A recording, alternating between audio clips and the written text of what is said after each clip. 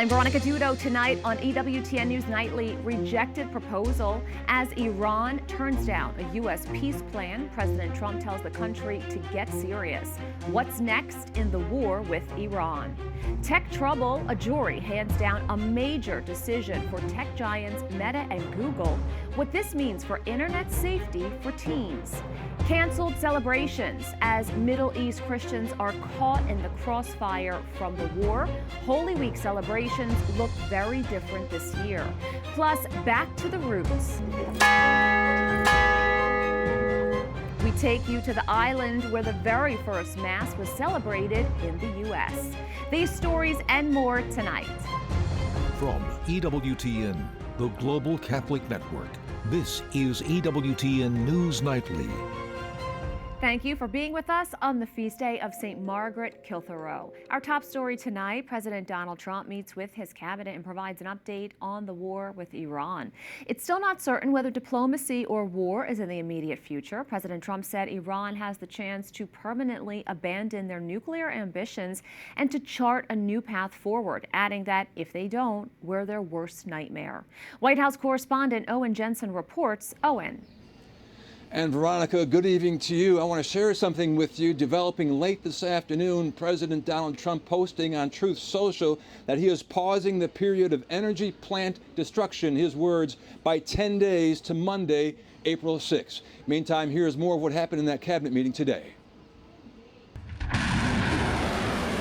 With the United States and Iran appearing to be at an impasse on ending the war, thousands more U.S. troops nearing the region, and attacks on all sides continuing, including this airstrike in central Israel. President Donald Trump says Iranians are begging to make a deal. Anybody that saw what was happening over there would understand why they want to make a deal. But they say, oh, we're not talking to them. Anybody would know that. And only a total fool. And they're not fools. They're very smart, actually, in a certain way. And they're great negotiators. I say they're lousy fighters, but they're great negotiators. American negotiator Steve Witkoff confirms the U.S. presented Iran with a 15-point action plan to end the conflict, using Pakistan as a mediator. Now they're trying to convince Iran to accept. We have strong signs that this is a possibility, and if a deal happens, it will be great for the country of Iran, for the entire region, and the world at large. President Trump says he's not desperate to make a deal because the U.S. still has more Iranian targets it wants to hit. I read a story today that I'm desperate to make a deal.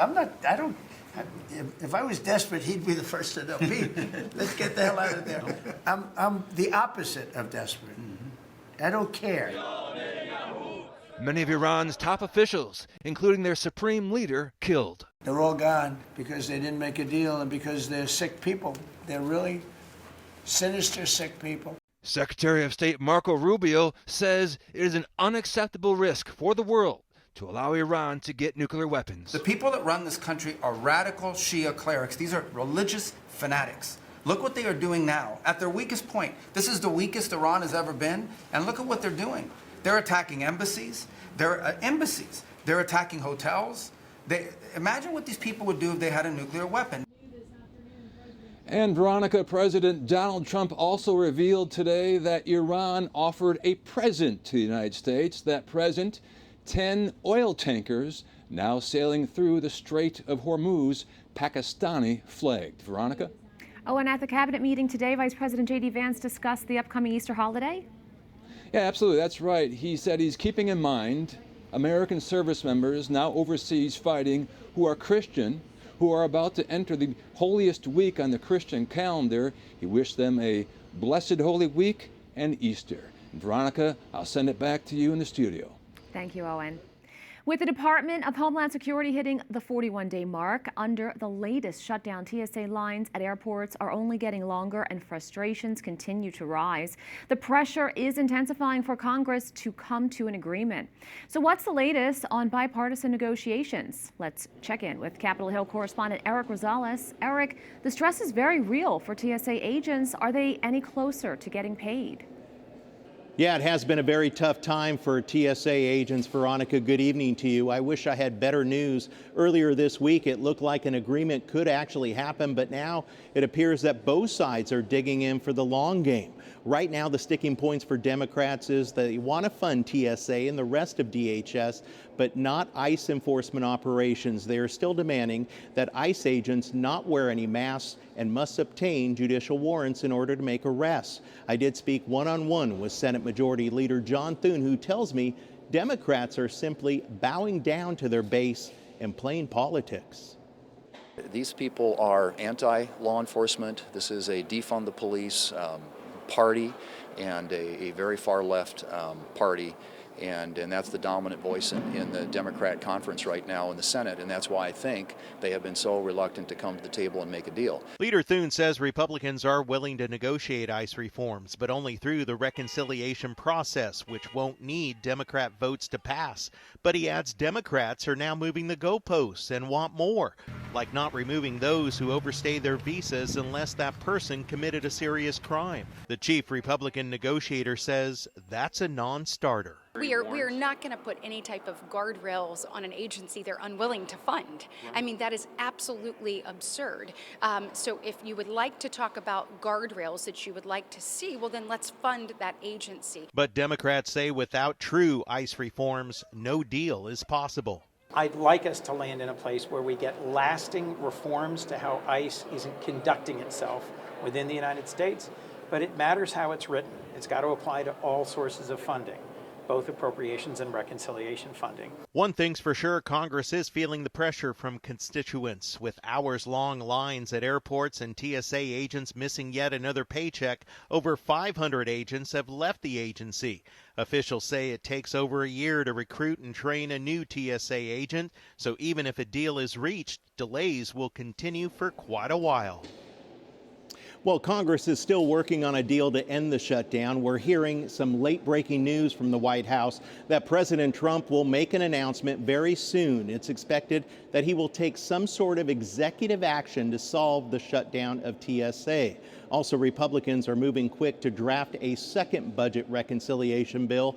Now, this bill would fund ICE removal operations, have voting reform legislation, and fund the war in Iran. Republicans hope to have the package ready to vote on or after the Easter break. They could pass it with a simple majority vote in the Senate. Veronica?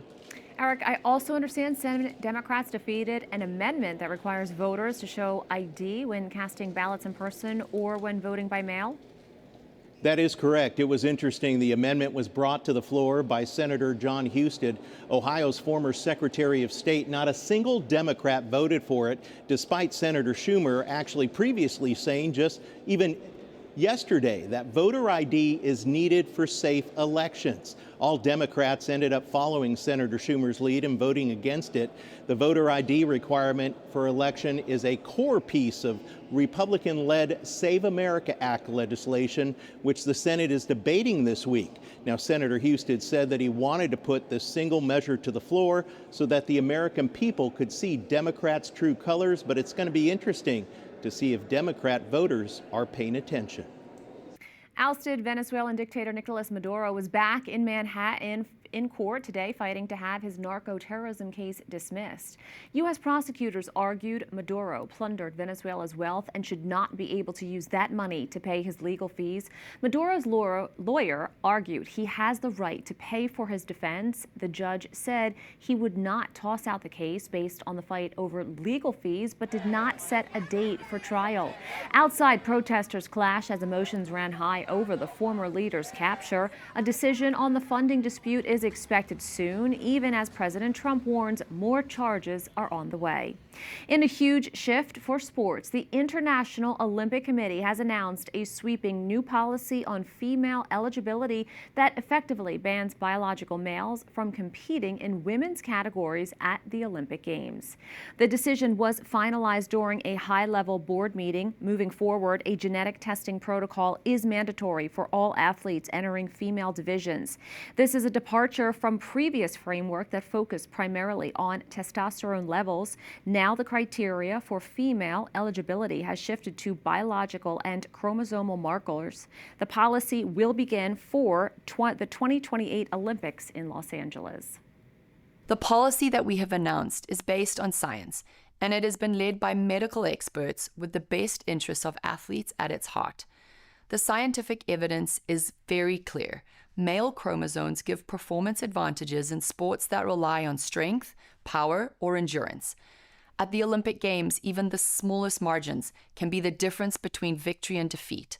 So it's absolutely clear that it would not be fair for biological males to compete in the female category. In addition, in some sports, it would simply not be safe. Tech giants Meta and Google have been found liable in a pair of landmark cases this week. In New Mexico, a jury found Meta guilty of failing to protect minors from predators and ordered the social media giant to pay $375 million in damages.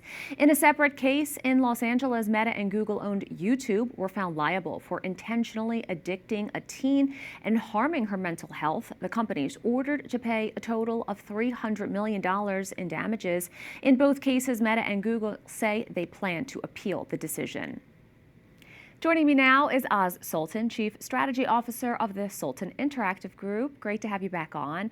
Now, Oz, this is being described as big tech's tobacco moment after a jury in Los Angeles found Meta and YouTube negligent in contributing to social media addiction. How significant is this in terms of setting a legal precedent in the hundreds of other similar cases still pending? This is what we would call a bellwether moment. So this was filed on behalf of a young lady identified just as KGM because she's still a minor. So it's KGM versus Meta and Google, and specifically the Meta platform, the Instagram platform, and YouTube. The judgment was for $6 million, which is significant because this is an individual judgment. So this opens the floodgates for now class action lawsuits as well as thousands of other individuals who found harm from the algorithms being coded to be addictive to come forward. So I expect that to be a huge thing in 26 and 27. Now, in a separate case that's very alarming, Meta was found guilty by a New Mexico jury of child sexual exploitation. Can you break that down for us? That's correct. So these are things that, have been raised with Meta for years. I mean, we've individually met with Meta about 8 years ago on the same issues. The lawsuit filed by the state of New Mexico, alleges that the platform facilitated child sexual material as well as illegal contact of minors. All of that's been proven. And so that was a $325 million judgment for the state of New Mexico. Both of these decisions are going to be appealed by the platforms, but it is more than likely that these things become bigger inside of the appeal process. And it's also opening the doors for huge lawsuits from multiple states as well as countries on the simple fact that there's very little done in the platforms to protect children from being exploited by, dangerous adults. Now, looking at short-term or long-term, how will this make a difference in people's lives on a daily basis? I think twofold. Number one, there's, restrictions that are more than likely to come for minors on social media platforms. We've seen what happened in Australia. It's not the best, but it's a start.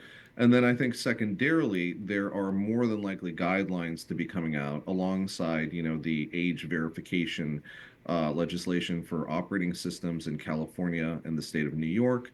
So we are more than likely to see more controls and protections for our children moving into the next year. What those are still up in the air. And, the impact of this could have congressional insight as well, with Congress people probably more interested in protecting their constituents nowadays, especially inside of a midterm election cycle. Well, we'll certainly be watching. Oz Sultan, thank you so much. Thanks for having me. We have a lot more still to come on EWTN News Nightly, Caught in the Crossfire. How are Christians in Lebanon enduring the current war? A first-hand account directly from the heart of the conflict. And traditions canceled in the Middle East as war has silenced the celebration of our most important liturgies.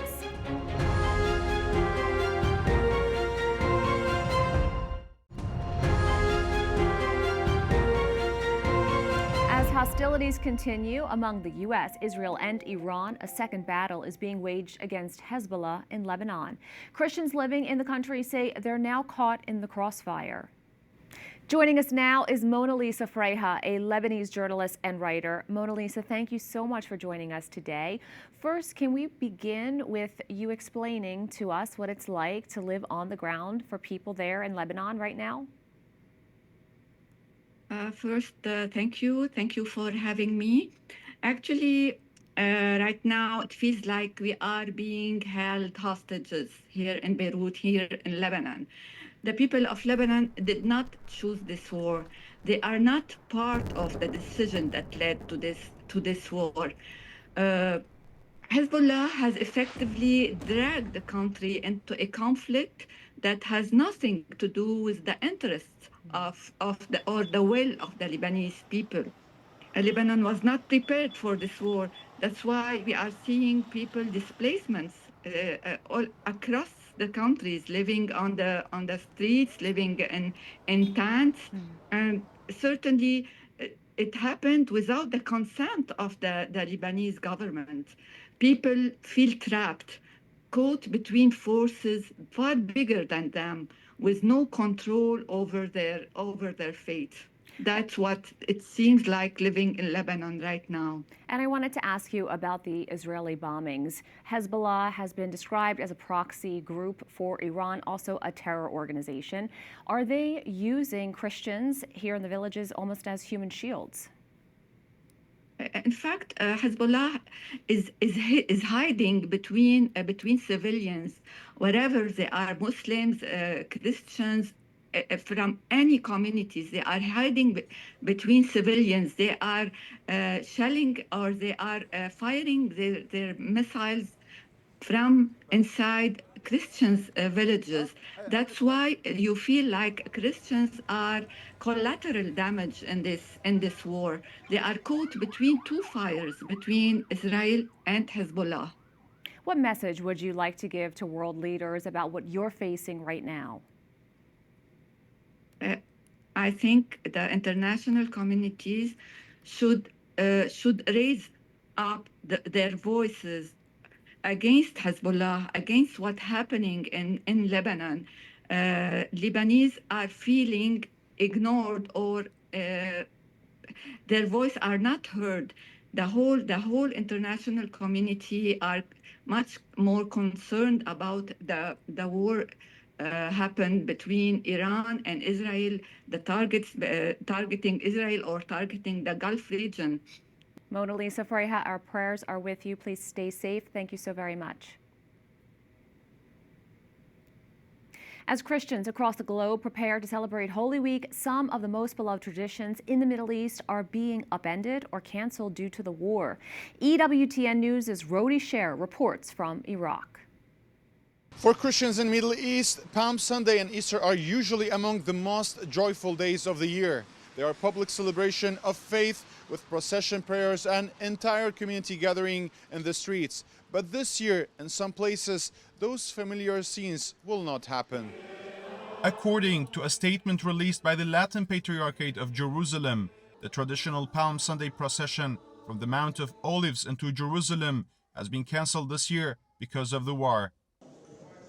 The Patriarchate said it will instead be replaced by a time of prayer for the city of Jerusalem. The same statement also said the Chrism Mass has also been postponed until conditions allow. The decision is a painful one, especially in the city where Holy Week is lived so closely to the place of Christ's Passion. Church leaders in Jerusalem have made clear that prayers will continue, but the usual public celebrations cannot be held in the normal way this year.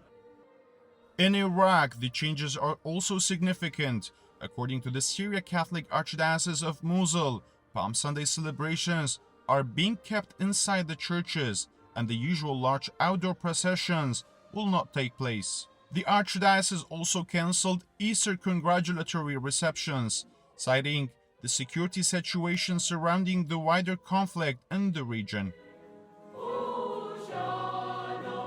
Similarly, and according to the Chaldean Archdiocese of Erbil, the annual Palm Sunday procession in Ankawa has also been cancelled for security reasons. At the same time, the Archdiocese is continuing the liturgical celebration inside churches, including masses, evening prayers, and the Way of Cross, while trying to protect the faithful during a very tense period. The picture across the region is not exactly the same everywhere. In places like Jerusalem and parts of Iraq, some major public Holy Week events have been cancelled or scaled back. In the Gulf, churches are also making changes this year. In Bahrain, Holy Week services will be held indoor at the Cathedral of Our Lady of Arabia and Sacred Heart Church. And in Qatar, Holy Week events will take place online because of the current situation. But in Lebanon, even with a difficult security climate, churches are still trying to keep the celebrations as much as possible rather than cancelling them outright. As daily attacks and instability continue across parts of Middle East, many Christians are entering this Easter with one shared prayer for peace, for safety, and for the protection of Christians and all the people of the region. While some of the usual celebrations may be cancelled this year, the meaning of Easter has not changed. Across the Middle East, Christians are still making the season in prayer and hoping that even in the time of war, Easter may bring peace to the world and protection for Christians in their ancient homeland. For EWTN News, this is Rodi Sher. Up next on EWTN News Nightly, Faith's Landing, we take you to the island where the very first Mass was celebrated in the U.S. Plus, President Emeritus of EWTN shares one of his fondest memories of Mother Angelica.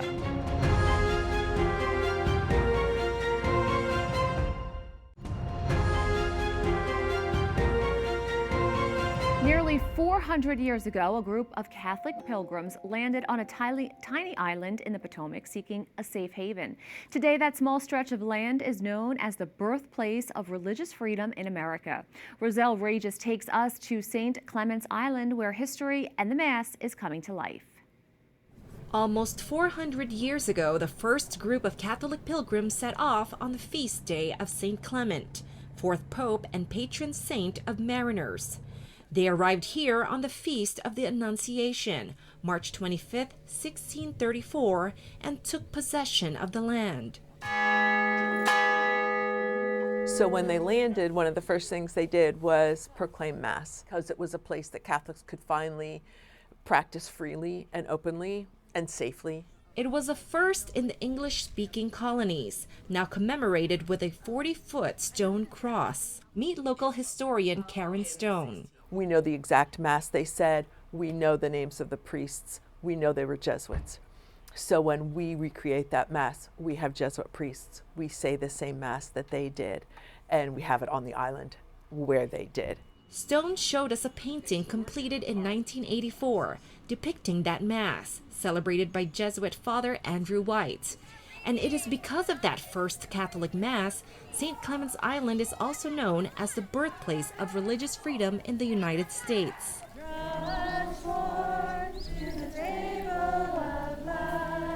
It's a great memory, and it's not hard to imagine what that might have been like for those early settlers. The Jesuits and the other colonists who came were here in this beautiful setting in the middle of the Potomac River, and it's just a wonderful experience. Among those in attendance, new visitors, Maryland residents, and students from Father Andrew White Catholic School. St. Mary resident Kelly Goss said this annual celebration of Mass has become a new tradition for her family. It's so important to remember that religious freedom is very special here in the United States, and sometimes we take it for granted, being Americans, but that's not the way it is all over the world. So we need to celebrate it, and as practicing Catholics, it's important to pass on the faith to our children and teach our boys to love God just as much as we do. St. Mary's County Sheriff Stephen Hall, who has been attending the Mass every year for as long as he could remember, explained what this event means for him. And for me personally, this reminds me of the sacrifices of the people that came here, the things they had left, and the hope that they had and what they had to gain here. St. Clement's Island remains a major site for Catholic pilgrimage, with special masses held every year. And just like in the 1600s, you can only get here by boat. Roselle Regis, EWTN News Nightly. This Friday marks the 10th anniversary of the passing of EWTN founder's mother, Angelica. Every day this week, we've been sharing reflections on Mother Angelica and her impact on viewers across the globe. We recently spoke with Doug Keck, President Emeritus of EWTN. Well, there's so many, and so many people have such great stories. I have some little stories. One that sticks in my mind was when my son, Matt, who is autistic, and some people might be aware of that. I've talked about it on the air for many times over the years. He finally was able to make his confirmation, and so that was exciting for us. And I remember being in Mother's office where we had our meetings at the time, and I remember saying to Mother, "Oh, gee, Matt got his confirmation. He just had it done." And Mother was all excited and said, "Oh, I got to give him something." So she dug into her habit, and she pulled out a little black case she had. She unzippered it and pulled out her rosary and the little Jesus baby that was there. And she said, "Here, you can have the rosary. That's from me to Matt. But I got to hold on to Jesus. I got to put him, he can't go anywhere." So she put him back in her packet, her little rosary pouch, and put it back. And I always thought that was so sweet that Mother was willing to do that for Matt. So that's one of my personal favorite stories about her. There's other ones that relate more to, the job or just interacting with Mother and, all of those things, the inspiration that she was to work with, and certainly she is to so many people today. This Friday, March 27th, EWTN will air the Holy Mass for Mother Angelica from Rome at 11 a.m. Eastern. You won't want to miss it. We thank you for watching tonight. Remember, you can follow us on social media, Facebook, X, YouTube, and Instagram at EWTN News Nightly. I'm Veronica Dudo. Good night and God bless.